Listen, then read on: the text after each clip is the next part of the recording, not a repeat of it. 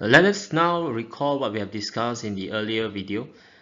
In this earlier video, we have a look at the second order differential equation like this, where you have a harmonic motion and you have this second term here, which is due to the friction, which will cause the damping of the oscillation. And now on the right hand side, you have a quantity f here, which is the forcing function. So far we have looked at the case where you have a constant force. So just imagine you have a system which is at rest, and then you exert a force just at the beginning of the motion, right? At time t equals to 0, and then the system is going to oscillate and it will slow down until it reach equilibrium again. So we have looked at this example. We have a spring and then we put a force over here. So this is the equilibrium line. So due to the force, is going to be displaced by a certain amount, and now we will say this is y equals to 0. So what happened is that as time goes on, we release the force, and the object is going to oscillate around this equilibrium until it finally dies off at this point. So this is kind of like somewhere in here, right? So you have over here, so it goes up and down, right? So this is obtained by using the normal way that we solve the differential equation. So what we are going to look at in this video is to consider the Green's function as a solution to this harmonic motion. So for this first video on Green's function, we are just going to look at the simple harmonic motion. So for the simple harmonic motion, we have the friction to be equals to 0. Basically, we assume there is no friction. So we will still have a constant force which is exerted at the beginning of the time t equals to 0, and then we will then release, and the object is going to oscillate until indefinite time. Okay, so that is what we are going to do in this video.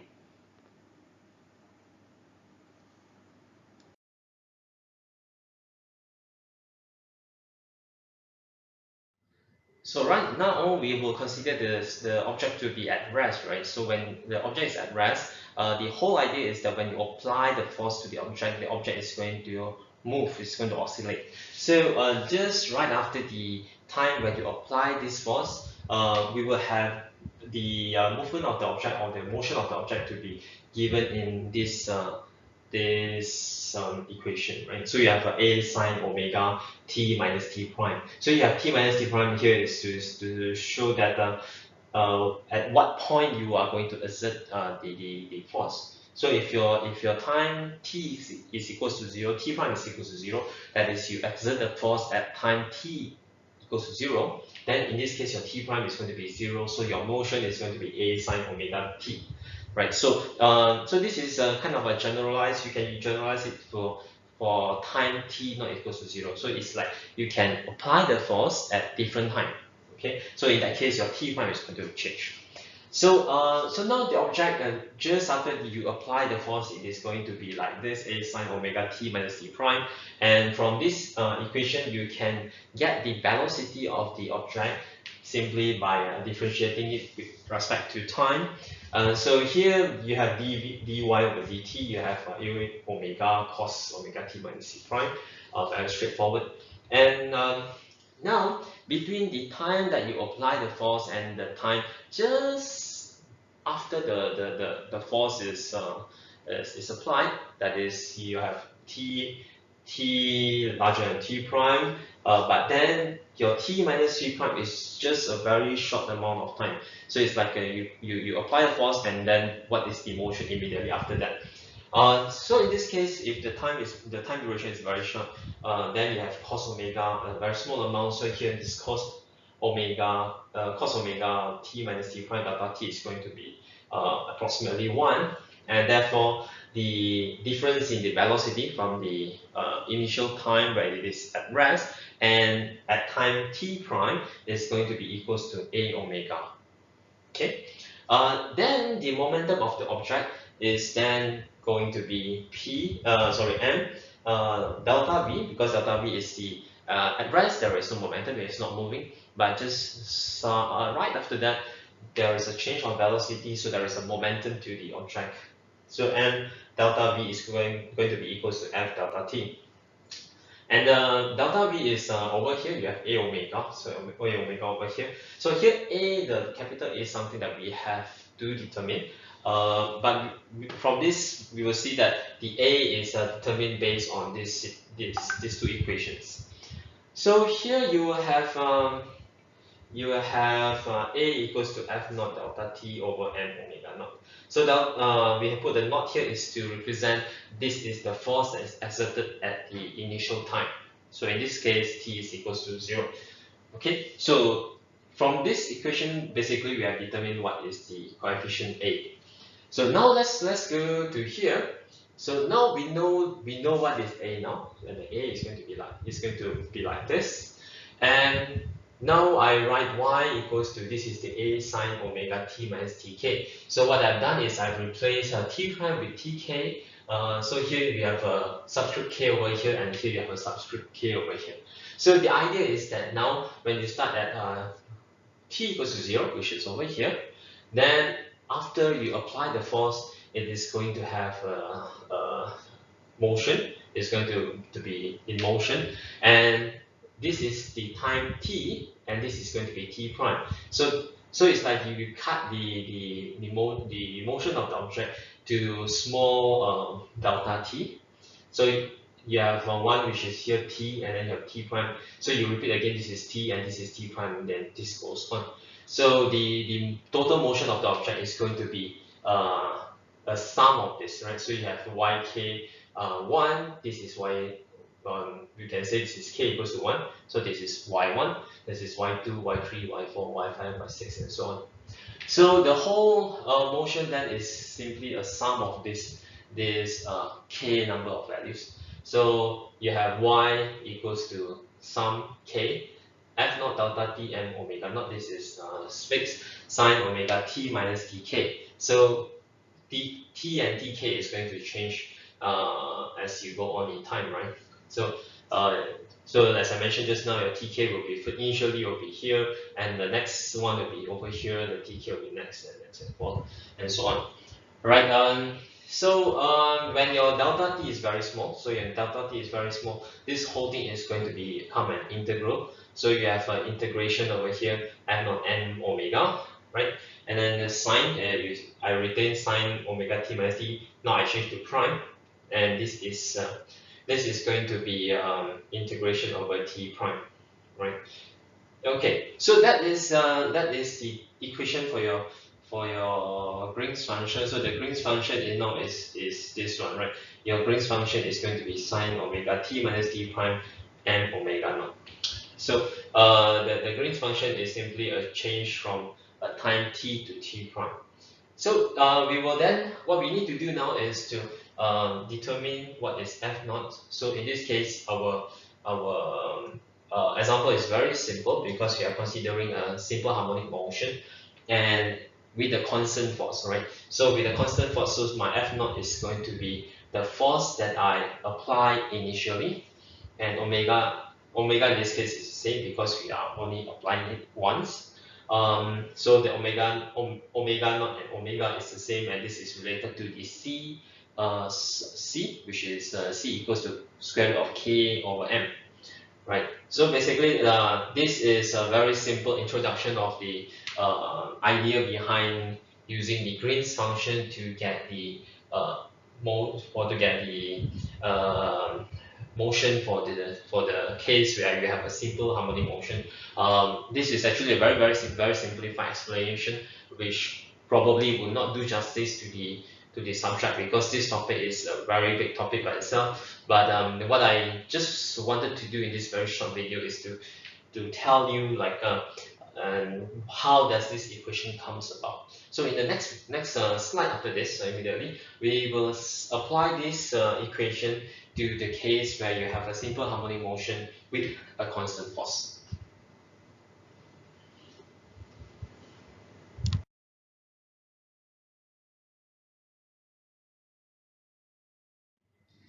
Right, so now what I've done is I've written back the function which I've derived or obtained in the previous slide here. But what I forgot to mention was the limit of the integration. Right, so now if you look at this tiny sketch over here, basically here what we are considering is the fact that the object is actually at rest at t equals to 0, at time t equals to 0. And in this case, when you apply the force, you have the motion, the object is going to move, right? So then now in this case, your t prime is going to be equals to 0, right? And then your whole motion, right, is from 0 up to point t. So at which time that you're considering. So if you're going to consider time t, let's say at this point, so your integration is going to be from 0 up to t, which is to be determined, right? Now, if let's say for example this t prime is not equals to 0, let's say there's a number to it, let's say t prime equals to 10, then the motion that is caused by a force that is acted at time t prime equals to 10. So you have a motion after that. So your integration will be then 10 up to a point t in time, right? So therefore, that's why in this case you see the lower integration limit is negative infinity. That is before the point t that you're considering. Okay. So now, in this case, again, let's remind ourselves we're talking about simple harmonic motion only. The simple harmonic motion because you will see later that when you don't consider, when you actually consider, when you actually consider the friction, then the equation is going to be slightly different because you have to consider the exponential minus dt term, right? So here, again, you have a constant force, which simplifies the calculation a lot. So what we have to do now is to simply just put the F, which is the force acting on the object. This is 10, and M over here is the same, but now I have replaced omega by C because in the previous slides we were talking about C, and C squared is equals to K over M, and this is simply equals to omega squared, right? So this is omega squared. Okay. So I've done basically everything is the same, and now I just you will see that this is just a constant which I can take it up from the integration. Then you just have a very simple sine function to integrate, and therefore you have when you integrate this one you have minus cos ct minus t prime, and then here I guess I make a mistake over here. So here you will have a negative, but then this is going to be a negative c. This is going to be a negative c because it's because of this guy, and this is going to be positive, right? Yeah. So this is the correct one. So here when you integrate, you have negative c here. So then you have to put in the integration limit that is t prime goes to t over here, and t prime equals to 0, which is over here, and then you will see cos c t minus t, so cos 0 is going to be 1, and then here you have cos ct, right? So so basically this is the equation that represent the motion of the object connected to a spring or whatever case that can be described by this harmonic motion. Okay, when you apply force at time t equals to 0. Okay, so now you might ask, what is the whole idea of using this Green's function, right? You will, if you notice, we have this equation of motion for this system very simply by doing these steps, you integrate and so on. Then immediately you have this function, right? Without having to determine the coefficients a and b based on the initial conditions, right? So that is the advantage of using this Green's function. And although that might not be, the advantage might not be very obvious because in this case we are considering a very simple case, right? Constant force, simple harmonic motion. And because in this case, right, if you remember in this case, when you consider the constant force, we can get the solution very easily because you assume the inhomogeneous function or the solution that fulfills the second order differential equation to be a constant, right? So remember, if you remember, we replaced in the previous slide, we replaced y2 equals to d, right? So this is very simple because in this case, my f is a constant, and therefore I just try with y being a constant, and that whole idea solves the equation, right? But if let's say you have a more difficult forcing function, you have, let's say, for example, sine or cos or maybe exponential term or maybe a combination of them, and then things might be a little bit more difficult, and especially when you try to get the coefficients a and b as a function due to the initial conditions, right? So basically, my message is the advantage of using the Green's function is that you will get the function describing the motion of the object easier as compared to the previous case where you need to determine the coefficients a and b with respect to the initial conditions that you have, right? So what we can do next is to consider a more sophisticated condition, or more sophisticated but then more physical. Okay, that is, you don't consider simple harmonic motion, but rather to take into account the friction, and that is what we are going to look at the next video. So to close off this discussion on this using the Green's function for a simple harmonic motion with forcing function, I'm just going to show you, the plot that you will get if you use this Green's function. So remember from the previous our discussion just now, we have y equals to 10 over mc squared, and then in the parenthesis we have a 1 minus cos c times t. So now we are going to consider the same case where you have k equals to 2, l equals to 0.1, m equals to 0.1, and c is square root of k over m. Here we are not going to use L because we are considering only the simple harmonic motion. So L is entering the problem when you consider the friction, right?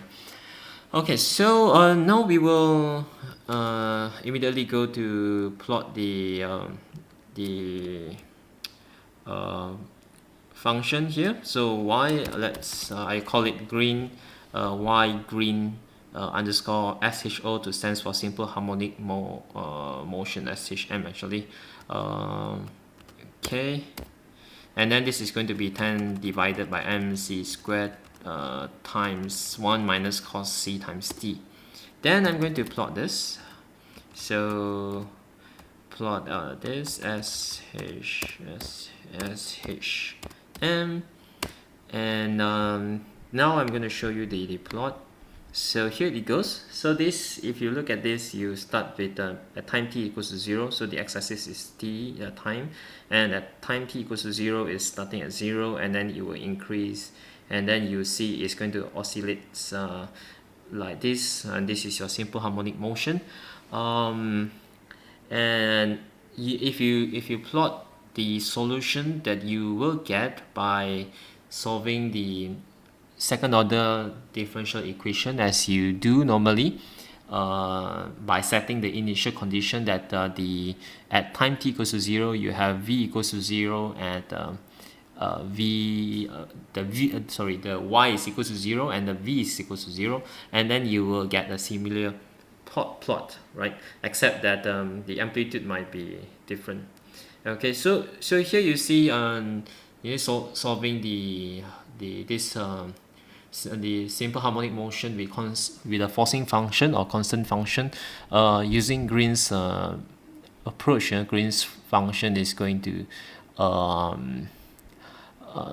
give you a similar results, but rather straightforward as compared to the previous one.